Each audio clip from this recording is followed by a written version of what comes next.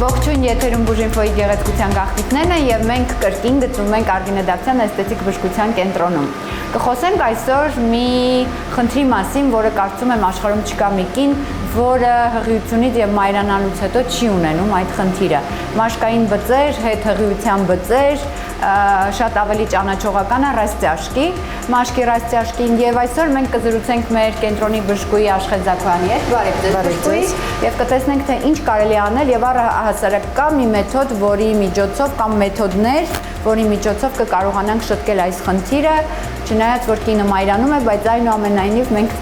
մեր մարմնի վրա մնում է այնպիսի հետքեր, որոնք հետո ոչ ցանկալի են։ Մարմնի զոլերը, որոնք որ նշեցինք, հիմնականում առաջանում են հղիության ընթացքում, որտեղ հղիության ընթացքում որովայնը մեծանալուց մաշկը ձգվում է, այսինքն տեղ չի ունենում, պատռվածք է առաջանում եւ ունենում ենք այս սպիտակ գծերը, որոնք որ ամբողջ կյանքի ընթացքում հետևում են, չեն անցնում հետագայում եւ պետք է ինչ-որ միջամտություն, սակայն շատ դեպքեր ունենք եւ որ միջին տարիքի եւ տղաների եւ աղջիկների մոտ է լինում որովայնի հատվածում, թևերի հատվածում, կրծքերի հատվածում, որոնք որոնք որ առաջանում են ոչ մենակ ավելի շատ գիրանալ եւ նիհարելու արդյունքում, այլ հորմոնային խախտումների հետևանքով կամ ինչ որ սննդային հավելումներ են օգտագործում,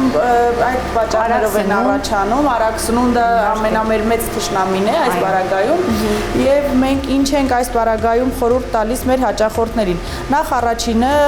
գալիս է հաճախորդը, հետազոտում ենք, դիագնոզը դրվում է, որ հաստատ մենք ունենք այս զոլերը եւ պետք է նախ ինչ խորության վրա են, ոնց ենք աշխատելու։ Մենք ունենք հատուկ ապարատ, մեր C2 լազերի ապարատը, որը որ ինչ է անում։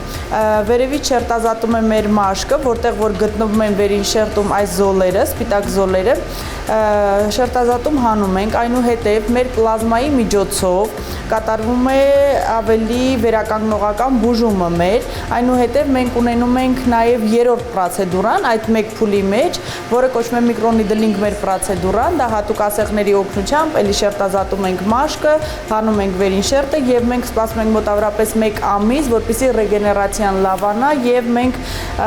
նշեմ, որ մեկ պրոցեդուրայից հետո ունենում ենք շատ լուրջ արդյունքներ։ Այո։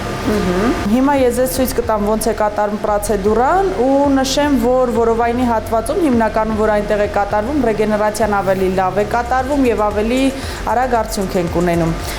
Մեր ապարատի օգնությամբ հիմա կատարենք նաև մեր սփյուռքահայերի համար, որոնք չունեն երկար ժամանակ Հայաստանում մնալու եւ այս թերապևտիկ կուրսը անցնելու համար, մենք արեցինք իհարկե որովայնի շատ խորացված այսպես մաշկային զոլեր էր, որտեղ մաշկը ամբողջությամբ ձգված էր,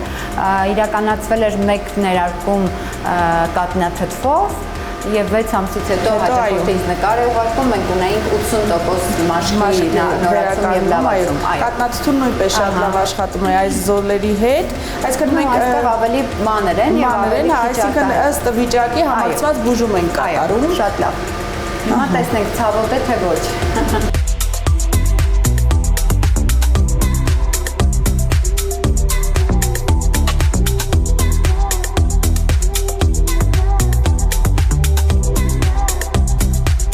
Շնորհակալություն բժշկուհի, շատ ինֆորմատիվ եւ շատ օգտակար պրոցեդուրա ցուցադրեցիք։ Դե ինձ սիրելիներս, մենք տեսանք այն ուրեմն մաշկային անցանկալի բծերը, որոնք առաջանում են հիմնականում հասունացման տարիքից հետո եւ առհասարակ ավելի շատ առաջանում է մայրանալուց հետո, մենք կարողանում ենք նրանց վերացնել, ուղղակի անհրաժեշտ է մի քանի պրոցեդուրա, որոնք մենք այսօր տեսանք։ Եղեք առողջ եւ գեղեցիկ։